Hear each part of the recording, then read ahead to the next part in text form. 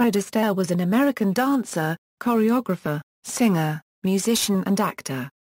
His stage and subsequent film and television careers spanned a total of 76 years, during which he made 31 musical films, several award-winning television specials, and issued numerous recordings. He was named the fifth greatest male star of all time by the American Film Institute. He is best known as the dancing partner and on-screen romantic interest of Ginger Rogers, with whom he co-starred in a series of 10 Hollywood musicals which transformed the genre. Gene Kelly, another major innovator in filmed dance, said that the history of dance on film begins with Astaire. Beyond film and television, many noted dancers and choreographers, including Rudolf Nureyev, Sammy Davis, Jr., Michael Jackson, Gregory Hines, Mikhail Baryshnikov, George Balanchine, Jerome Robbins, and Madhuri Dixit among them, also acknowledged his importance and influence.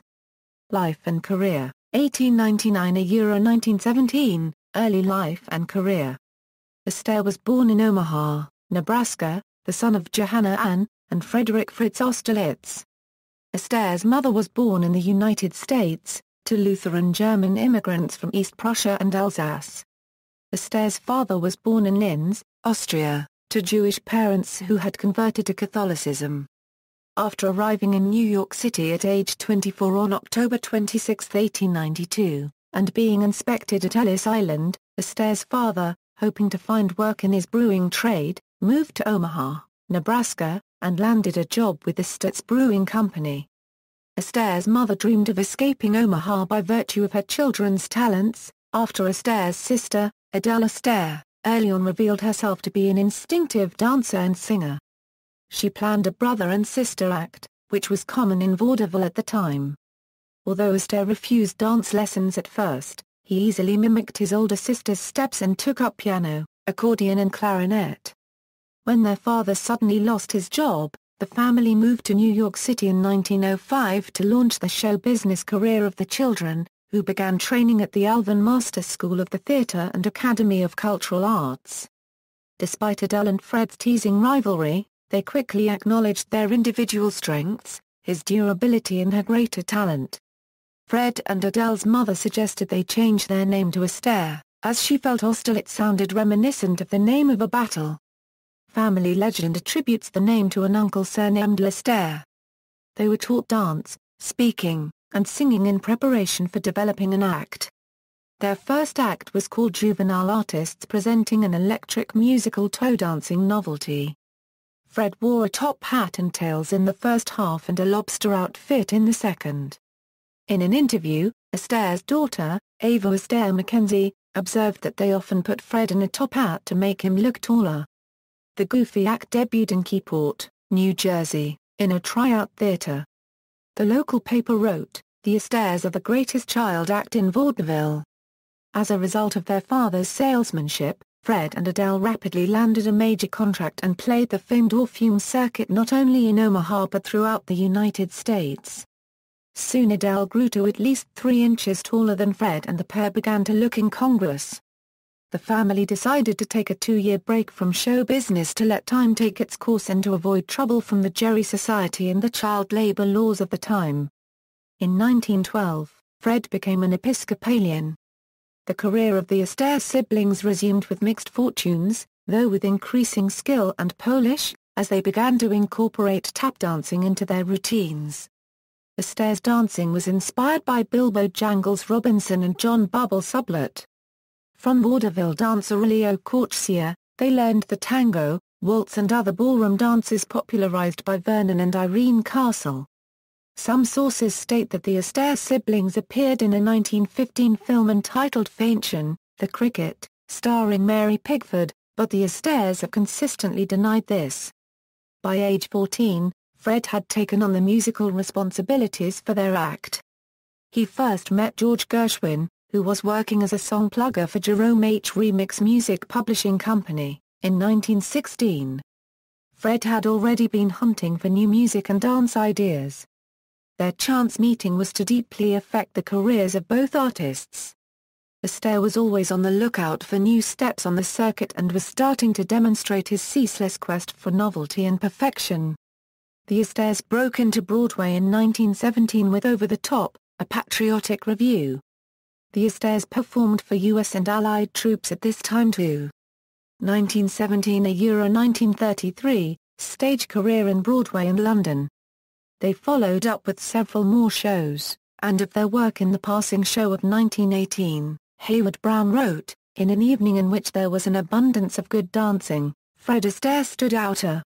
He and his partner, Adele Astaire, made the show pause early in the evening with a beautiful loose-limbed dance." By this time, Astaire's dancing skill was beginning to outshine his sister's, though she still set the tone of their act, and her sparkle and humor drew much of the attention, due in part to Fred's careful preparation and strong supporting choreography. During the 1920s, Fred and Adele appeared on Broadway and on the London stage in shows such as George and Ira Gershwin's Lady Be Good and Funny Face, and later in The Bandwagon, winning popular acclaim with the theatre crowd on both sides of the Atlantic. By then, Astaire's tap dancing was recognized as among the best, as Robert Benchley wrote in 1930, "I don't think that I will plunge the nation into war by stating that Fred is the greatest tap dancer in the world." After the close of Funny Face, the Astaires went to Hollywood for a screen test at Paramount Pictures, but were not considered suitable for films. They split in 1932 when Adele married her first husband, Lord Charles Arthur Francis Cavendish, a son of the Duke of Devonshire. Fred Astaire went on to achieve success on his own on Broadway and in London with The Gay Divorcee, while considering offers from Hollywood. The end of the partnership was traumatic for Astaire, but stimulated him to expand his range.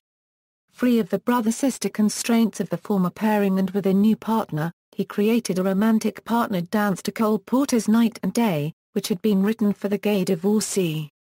Luce stated that she had to encourage him to take a more romantic approach. "Come on, Fred, I'm not your sister, you know." The success of the stage play was credited to this number, and when recreated in the film version of the play The Gay Divorcee, it ushered in a new era in filmed dance. Recently, film footage taken by Fred Stone of Astaire performing in Gay Divorcee with Luce's successor, Dorothy Stone, in New York in 1933 was uncovered by dancer and historian Betsy Bytos and now represents the earliest known performance footage of Astaire, 1933 Euro 1939, Astaire and Rogers at a KO. According to Hollywood Folklore, a screen test report on Astaire for a KO radio pictures, now lost along with a test, is reported to have read, "Can't sing. Can't act. Balding. Can't dance a little." The producer of the Astaire Rogers pictures, Pandro S. Berman, claimed he had never heard the story in the 1930s and that it only emerged years later. Astaire later insisted that the report had actually read, "Can't act. Slightly bald. Also dances." In any case, the test was clearly disappointing, and David O. Selznick, who had signed Astaire to a KO and commissioned the test, stated in a memo, "I am uncertain about the man, but I feel, in spite of his enormous ears and bad chin line, that his charm is so tremendous that it comes through even on this wretched test." However, this did not affect RKO's plans for Astaire, first lending him for a few days to MGM in 1933 for his Hollywood debut, where he appeared as himself dancing with Joan Crawford in the successful musical film Dancing Lady. On his return to RKO, he got fifth billing after fourth billed Ginger Rogers in the 1933 Dolores del Rio vehicle Flying Down to Rio. In a review, Variety magazine attributed its massive success to Astaire's presence. "The main point of Flying Down to Rio is the screen promise of Fred Astaire. He's assuredly a bet after this one, for he's distinctly likable on the screen, the mic is kind to his voice and as a dancer he remains in a class by himself." The latter observation will be no news to the profession, which has long admitted that Astaire starts dancing where the others stop hoofing. Having already been linked to his sister Adele on stage, Astaire was initially very reluctant to become part of another dance team. He wrote his agent, "I don't mind making another picture with her, but as for this team idea, it's out. I've just managed to live down one partnership and I don't want to be bothered with any more." He was persuaded by the obvious public appeal of the Astaire-Rogers pairing. The partnership, and the choreography of Astaire and Hermes Pan, helped make dancing an important element of the Hollywood film musical. Astaire and Rogers made 10 films together, including The Gay Divorcee, Roberta, Top Hat, Follow the Fleet, Swing Time, Shall We Dance, and Carefree. 6 out of the 9 Astaire-Rogers musicals became the biggest moneymakers for RKO. All of the films brought a certain prestige and artistry that all studios coveted at the time. Their partnership elevated them both to stardom. As Katharine Hepburn reportedly said, "He gives her class and she gives him sex appeal." Astaire received a percentage of the film's profits, something extremely rare in actors' contracts at that time, and complete autonomy over how the dances would be presented, allowing him to revolutionize dance on film. Astaire is credited with 2 important innovations in early film musicals. First, he insisted that the camera film a dance routine in a single shot, if possible, while holding the dancers in full view at all times. Astaire famously quipped, "Either the camera will dance, or I will." Astaire maintained this policy from The Gay Divorcee onwards, Astaire's last film musical. Astaire's style of dance sequences thus contrasted with the Busby Berkeley musicals, which were known for dance sequences filled with extravagant aerial shots, quick takes, and zooms on certain areas of the body, such as the arms or legs. Second, Astaire was adamant that all song and dance routines be seamlessly integrated into the plotlines of the film. Instead of using dance as spectacle as Busby Berkeley did, Astaire used it to move the plot along. Typically, an Astaire picture would include a solo performance by Astaire, which he termed his sock solo, a partnered comedy dance routine, and a partnered romantic dance routine. Dance commentators Arlene Krause, Hannah Yom and John Mueller consider Rogers to have been Astaire's greatest dance partner, a view shared by Hermes Pan and Stanley Donen. Film critic Pauline Kael adopts a more neutral stance, while Time magazine film critic Richard Schickel writes the nostalgia surrounding Rogers-Astaire tends to bleach out other partners. Mueller sums up Rogers' abilities as follows: "Rogers was outstanding among Astaire's partners not because she was superior to others as a dancer, but because, as a skilled, intuitive actress, she was cagey enough to realize that acting did not stop when dancing began." The reason so many women have fantasized about dancing with Fred Astaire is that Ginger Rogers conveyed the impression that dancing with him is the most thrilling experience imaginable. According to Astaire, Ginger had never danced with a partner before flying down to Rio. She faked it an awful lot. She couldn't tap and she couldn't do this in theater. But Ginger had style and talent and improved as she went along.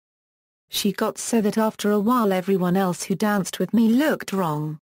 In his book Ginger, Salute to a Star, author Dick Richards quotes Astaire saying to Raymond Rohauer, curator of the New York Gallery of Modern Art, "Ginger was brilliantly effective. She made everything work for her. Actually, she made things very fine for both of us and deserves most of the credit for our success." For her part, Rogers described Astaire's uncompromising standards extending to the whole production. "Sometimes he'll think of a new line of dialogue or a new angle for the story. They never know what time of night he'll call up and start ranting enthusiastically about a fresh idea. No loafing on the job on an Astaire picture, and no cutting corners." Astaire was still unwilling to have his career tied exclusively to any partnership, however. He negotiated with RKO to strike out on his own with A Damsel in Distress in 1937 with an inexperienced, non-dancing Joan Fontaine, unsuccessfully as it turned out. He returned to make 2 more films with Rogers, Carefree and The Story of Vernon and Irene Castle. While both films earned respectable gross incomes, they both lost money because of increased production costs, and Astaire left RKO, after being labeled box office poison by the Independent Film Journal. Astaire was reunited with Rogers in 1949 at MGM for their final outing, The Barclays of Broadway, the only one of their films together to be shot in Technicolor. 1940–1947, drifting to an early retirement. In 1939, Astaire left RKO to freelance and pursue new film opportunities, with mixed though generally successful outcomes. Throughout this period, Astaire continued to value the input of choreographic collaborators and, unlike the 1930s when he worked almost exclusively with Hermes Pan, he tapped the talents of other choreographers in an effort to continually innovate. His first post-Ginger dance partner was the redoubtable Eleanor Powell, considered the finest female tap dancer of her generation, in Broadway Melody of 1940, where they performed a celebrated extended dance routine to Cole Porter's Begin the Begwine.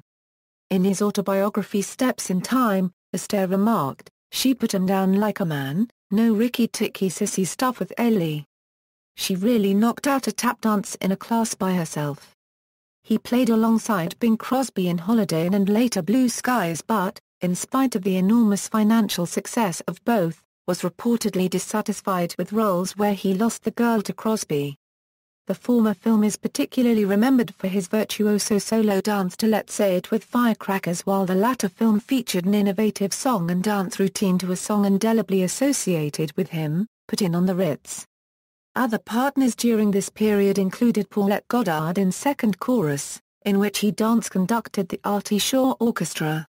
He made 2 pictures with Rita Hayworth, the daughter of his former vaudeville dance idols, the Consinos. The first You'll Never Get Rich catapulted Hayworth to stardom and provided Astaire with his third on-screen opportunity to integrate Latin American dance idioms into his style, and the second, again with Rogers, was the Dengazo dance from The Story of Vernon and Irene Castle, taking advantage of Hayworth's professional Latin dance pedigree. His second film with Hayworth, You Were Never Lovelier, was equally successful and featured a duet to Kern's I'm Old Fashioned, which became the centerpiece of Jerome Robbins's 1983 New York City Ballet tribute to Astaire.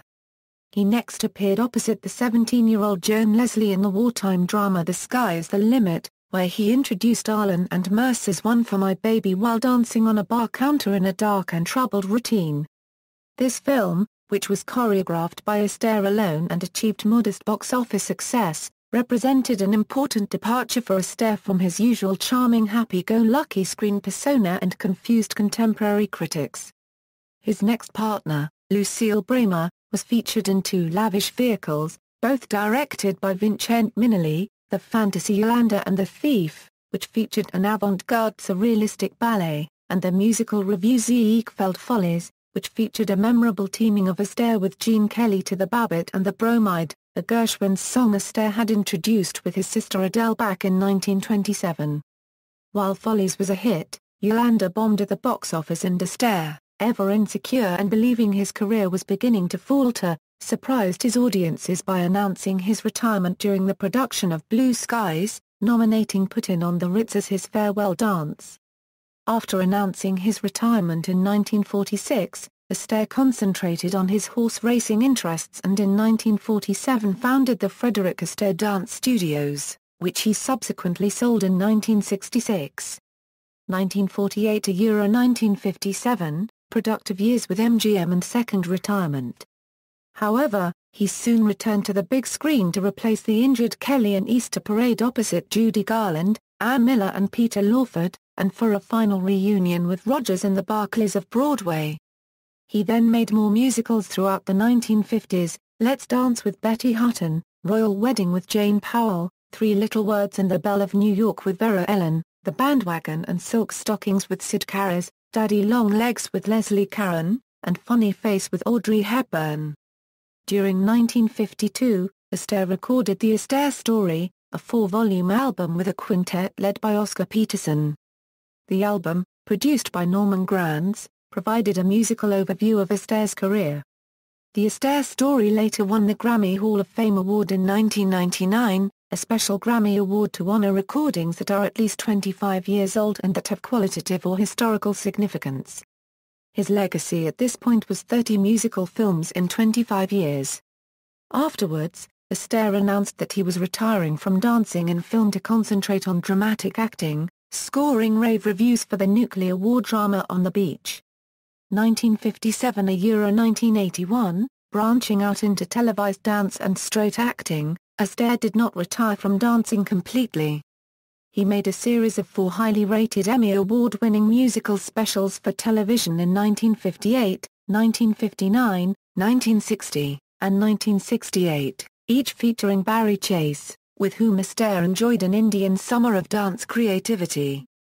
The first of these programs, 1958's An Evening with Fred Astaire, won 9 Emmy Awards, including Best Single Performance by an Actor, and Most Outstanding Single Program of the Year.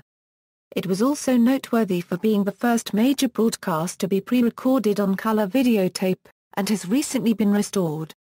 The restoration won Technical Emmy in 1988 for Ed Rayton, Don Kent, and Dan Einstein, who restored the original videotape, transferring its contents to a modern format, and filling in gaps where the tape had deteriorated with Kinescope footage. Astaire personally won the Emmy for Best Single Performance by an Actor, but the choice had a controversial backlash because many felt that his dancing in the special was not the type of acting for which the award was designed. At one point Astaire even offered to return the award, but the Television Academy refused to consider it. Astaire played the role of Julian Osborne, a non-dancing acting role, in the 1959 movie On the Beach, and was nominated a Golden Globe Best Supporting Actor award for his performance, losing to Stephen Boyd in Ben-Hur. Astaire appeared in non-dancing roles in 3 additional films and several television series from 1957 to 1969. Astaire's last major musical film was Finian's Rainbow, directed by Francis Ford Coppola. He shares his white tie and tails to play an Irish rogue who believes if he buries a crock of gold in the shadows of Fort Knox it will multiply. His dance partner was Petula Clark, who portrayed his skeptical daughter. He admitted to being as nervous about singing with her as she confessed to being apprehensive about dancing with him. Unfortunately, the film was a box office failure, though it has gained a strong reputation over the years since its release. Astaire continued to act into the 1970s, appearing on television as the father of Robert Wagner's character of Alexander Mundy in It Takes a Thief and in films such as The Towering Inferno, in which he danced with Jennifer Jones and for which he received his only Academy Award nomination, in the category of Best Supporting Actor. He voiced the mailman narrator in 1970s classic animated film Santa Claus is Comin' to Town. He appeared in the first 2 That's Entertainment documentaries in the mid-1970s. In the second, aged 76, he performed a number of very brief song and dance routines with Kelly, his last dance performances in a musical film. In the summer of 1975, he made 3 albums in London, Attitude Dancing, They Can't Take These Away From Me, and A Couple of Song and Dance Men, the last an album of duets with Bing Crosby. In 1976, he played a supporting role as a dog owner in the cult movie The Amazing Dobermans, co-starring Barbara Eden and James Franciscus. Fred Astaire played Dr. Seamus Scully in the French film The Purple Taxi. In 1978, he co-starred with Helen Hayes in a well-received television film, A Family Upside Down, in which they play an elderly couple coping with failing health. Astaire won an Emmy Award for his performance. He made a well-publicized guest appearance on the science fiction television series Battlestar Galactica in 1979, as Chameleon, the possible father of Starbuck, in The Man with 9 Lives, a role written for him by Donald P. Bellisario. Astaire asked his agent to obtain a role for him on Galactica because of his grandchildren's interest in the series. This episode marked the final time that he danced on screen. His final film role was the 1981 adaptation of Peter Straub's novel Ghost Story. This horror film was also the last for 2 of his most prominent castmates, Melvyn Douglas and Douglas Fairbanks, Jr. Working methods and influence on filmed dance. Astaire was a virtuoso dancer, able to convey light-hearted venturesomeness or deep emotion when called for. His technical control and sense of rhythm were astonishing. Long after the photography for the solo dance number I Want to Be a Dancin' Man was completed for the 1952 feature The Belle of New York, it was decided that Astaire's humble costume and the threadbare stage set were inadequate and the entire sequence was reshot. The 1994 documentary That's Entertainment 3 shows the 2 performances side by side in split screen. Frame for frame, the 2 performances are absolutely identical, down to the subtlest gesture. Astaire's execution of a dance routine was prized for its elegance, grace, originality and precision. He drew from a variety of influences, including tap and other black rhythms, classical dance and the elevated style of Vernon and Irene Castle, to create a uniquely recognizable dance style which greatly influenced the American smooth style of ballroom dance and set standards against which subsequent film dance musicals would be judged. He termed his eclectic approach his outlaw style, an unpredictable and instinctive blending of personal artistry. His dances are economical yet endlessly nuanced. As Jerome Robbins stated, Astaire's dancing looks so simple, so disarming, so easy, yet the understructure, the way he sets the steps on, over or against the music, is so surprising and inventive. Astaire further observes, working out the steps is a very complicated process, something like writing music. You have to think of some step that flows into the next one, and the whole dance must have an integrated pattern. If the dance is right, there shouldn't be a single superfluous movement. It should build to a climax and stop. With very few exceptions, Astaire created his routines in collaboration with other choreographers, primarily Hermes Pan. They would often start with a blank slate. For maybe a couple of days we wouldn't get Anya here, just stand in front of the mirror and fool around. Then suddenly I'd get an idea or one of them would get an idea. So then we'd get started. You might get practically the whole idea of the routine done that day, but then you'd work on it, edit it, scramble it, and so forth. It might take sometimes as long as 2-3 weeks to get something going. Frequently, a dance sequence was built around 2 or 3 principal ideas, sometimes inspired by his own steps or by the music itself, suggesting a particular mood or action. Many of his dances were built around a gimmick, such as dancing on the walls in Royal Wedding, or dancing with his shadows in Swing Time, that he or his collaborator had thought up earlier and saved for the right situation. They would spend weeks creating all the dance sequences in a secluded rehearsal space before filming would begin, working with a rehearsal pianist who in turn would communicate modifications to the musical orchestrators. His perfectionism was legendary. However, his relentless insistence on rehearsals and retakes was a burden to some. When time approached for the shooting of a number, Astaire would rehearse for another 2 weeks and record the singing and music. With all the preparation completed, the actual shooting would go quickly, conserving costs. Astaire agonized during the entire process, frequently asking colleagues for acceptance for his work. As Vincent Minnelli stated, he lacks confidence to the most enormous degree of all the people in the world. He will not even go to see his rushes. He always thinks he is no good. As Astaire himself observed, "I've never yet got anything 100% right. Still it's never as bad as I think it is."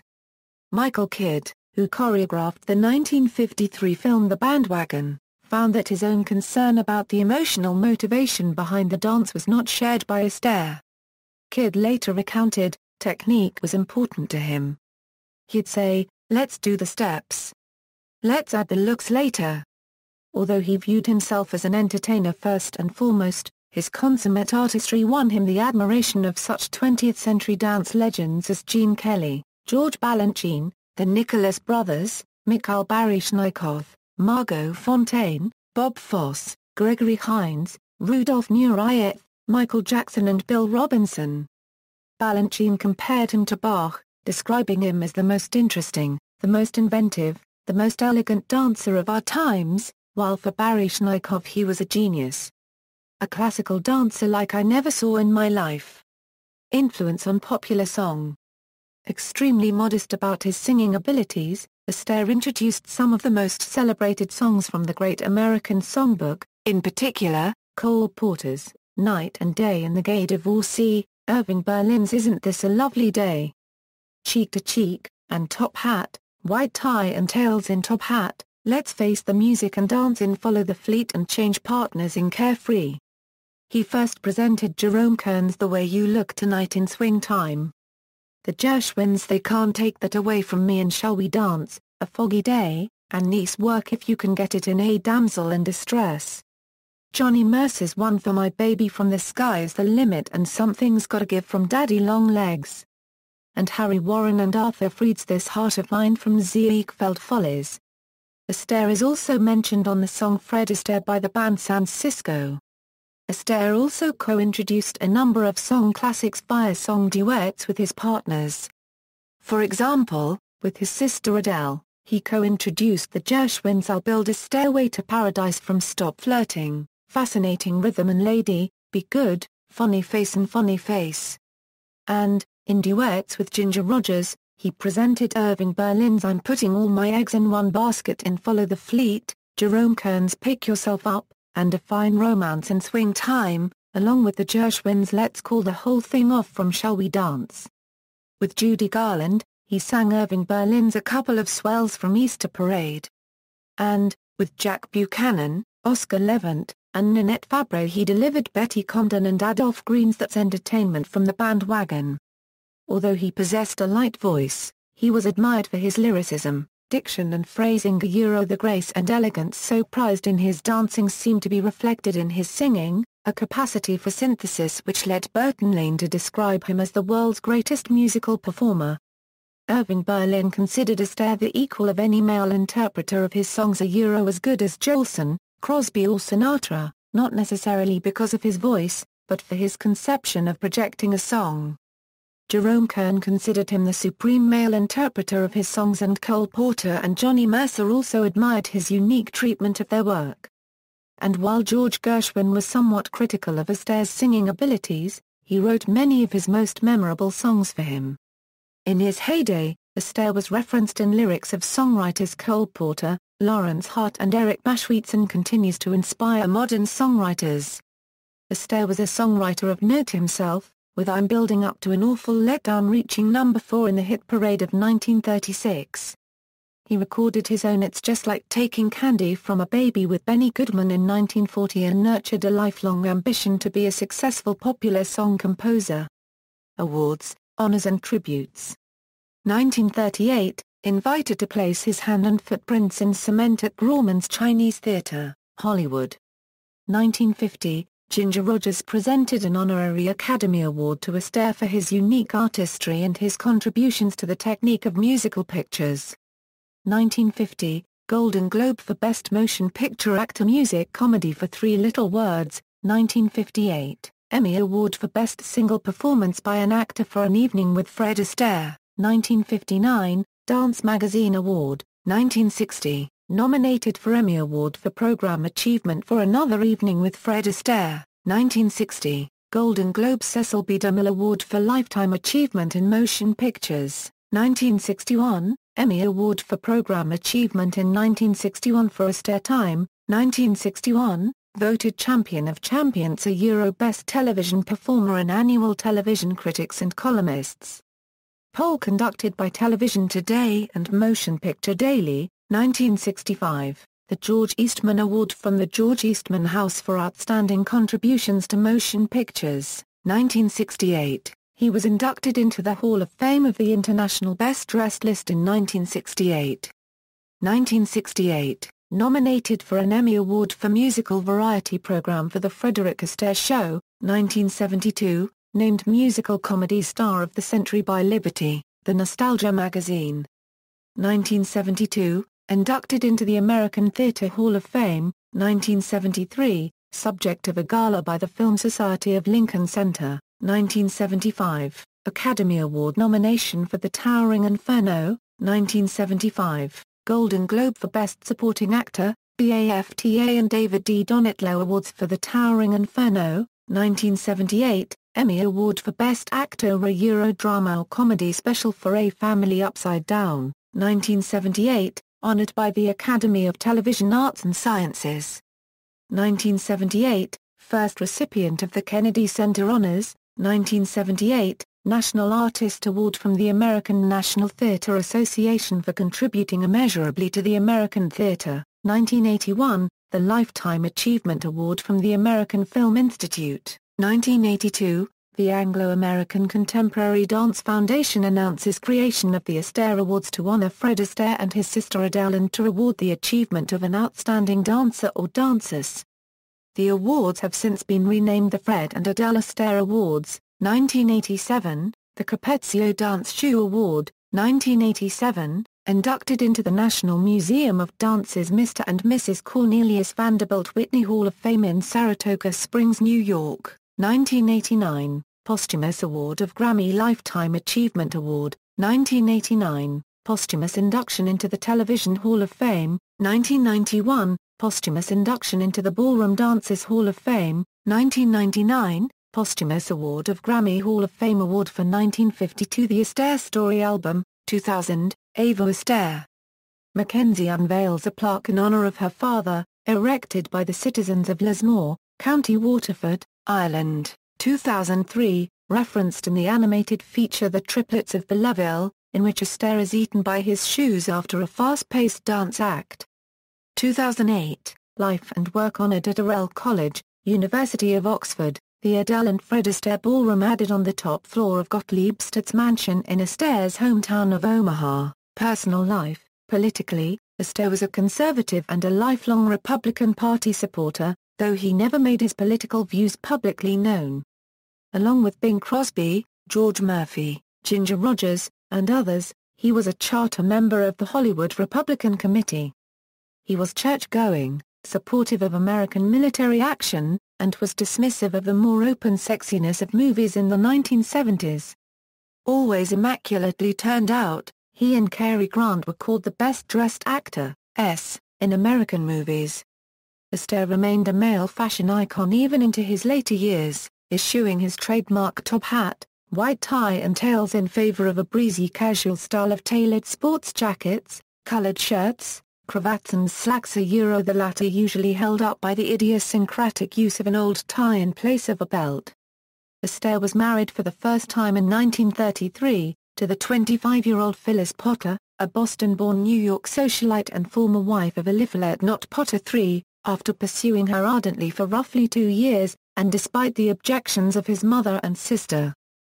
Phyllis's death from lung cancer, at the age of 46, ended 21 years of a blissful marriage and left Astaire devastated. Astaire attempted to drop out of the film Daddy Long Legs, which he was in the process of filming, offering to pay the production costs to date, but was persuaded to stay. In addition to Phyllis Potter's son, Eliphalet IV, the Astaires had 2 children. Fred, Jr. appeared with his father in the movie Midas Run, but became a charter pilot and rancher instead of an actor. He married Gail in 1956. Ava Astaire Mackenzie remains actively involved in promoting her late father's heritage. His friend, David Niven, described him as a pixie timid, always warm-hearted, with a penchant for schoolboy jokes. Astaire was a lifelong golf and thoroughbred horse racing enthusiast. In 1946 his horse Triplicate won the prestigious Hollywood Gold Cup and San Juan Capistrano Handicap. He remained physically active well into his 80s. At age 78, he broke his left wrist while riding his grandson's skateboard. On June 24, 1980, he was married again, to Robin Smith, a jockey 45 years his junior, who rode for Alfred G. Vanderbilt II, and was herself on the cover of Sports Illustrated on July 31, 1972. Astaire died from pneumonia on June 22, 1987, at the age of 88. He was interred in the Oakwood Memorial Park Cemetery in Chatsworth, California. One last request of his was to thank his fans for their years of support. Astaire's life has never been portrayed on film. He always refused permission for such portrayals, saying, "However much they offer me and offers come in all that to me I shall not sell." Astaire's will included a clause requesting that no such portrayal ever take place. He commented, "It is there because I have no particular desire to have my life misinterpreted, which it would be." Stage, film and television work. Films, musical. Performances with Ginger Rogers, films, non-musical. Television. See also. Notes. References: Astaire, Frederick Steps in Time. ISBN A978-0061567568. OCLCA 422937 A. Billman, Larry. Fred Astaire, A Biobibliography. Greenwood Press. ISBN A0-313-29010-5 Boyer, Bruce. G. Fred Astaire Style. Asulin. ISBN A2-84323-677-0. Cross, Arlene. The Fred Astaire and Ginger Rogers Book. Galahad Books. ISBN A0-88365-099-1. Krauss, Jeffrey. Letting His Wish Provide the Occasion, Fred Astaire and Top Hat. Film International 1. ISNA 1651-6826. Freeland, Michael. Fred Astaire, An Illustrated Biography. Grosset and Dunlap. ISBN A0-448-14080-2. Garofalo, Alessandra. Austerlitz sounded too much like a battle, The Roots of Fred Astaire Family in Europe. E. Dietrich UNI Service. ISBN A978-88-6178-415-4. Giles, Sarah. Fred Astaire, His Friends Talk. Bloomsbury, London, Doubleday. ISBN A0-7475-0322-2. Green, Benny. Fred Astaire. Book Thrift Company. ISBN A0-89673-018-2. Green, Stanley. Goldblatt, Bert. Starring Fred Astaire. Dodd. ISBN A0-396-06877-4. John, Hannah. Fred and Ginger, The Astaire Rogers Partnership 1934 1938. Brighton, Pen Press Publications. ISBN A978-1-905621-96-5. Jarman, Colin. Dancing on Astaire, The Quotable Frederick Astaire. London, Blue-Eyed Books. ISBN A978-1-907338-08-3. Lamparski, Richard. Manhattan Diary. Bear Manor Media. ISBN A1-59393-054-2. Muir, John. Astaire Dancing, The Musical Films of Fred Astaire. Knopf. ISBN A0-394-51654-0. Muir, John. Astaire Dancing, The Musical Films of Fred Astaire. The Educational Publisher. ISBN A1-934849-31-6. Satchel, Tim. Astaire, The Biography. London, Hutchinson. ISBN A0-09-173736-2. Thomas, Bob. Astaire, The Man, The Dancer. London, Weidenfeld and Nicholson. ISBN A0-297-78402-1. The Astaire Family Papers, The Howard Gottlieb Archival Research Center, Boston University, Massachusetts, USA. External links: Fred Astaire at AllMovie, Fred Astaire at the Internet Broadway Database, Frederick Astaire at the Internet Movie Database, Frederick Astaire at the TCM Movie Database, Frederick Astaire at Find a Grave, Fred Astaire Tribute Site, Fred Astaire Biography at AlsoDances.net, Time.com, The Great American Flyer, Frederick Astaire, 1899–1987, Time Magazine Archive, Astaire Essay by Richard Corliss, Astaire's Religious Views Inc. Many extracts from his biographers: Astaire Kelly, A Generation Apart at Indian Auteur, Ava Astaire discusses her father's legacy, He's in Heavner. A Euro in Memoriam Frederick Astaire, radio interview A Euro Fred Astaire A Euro 1968 links to photos of Astaire, Fred Astaire and the Art of Fun, an essay on the Oxford Fred Astaire Conference from TLS, July 16, 2008. Fred Astaire in the 1900 U.S. Census, 1910 U.S. Census, and Social Security Death Index. Photographs and Literature at Virtual History,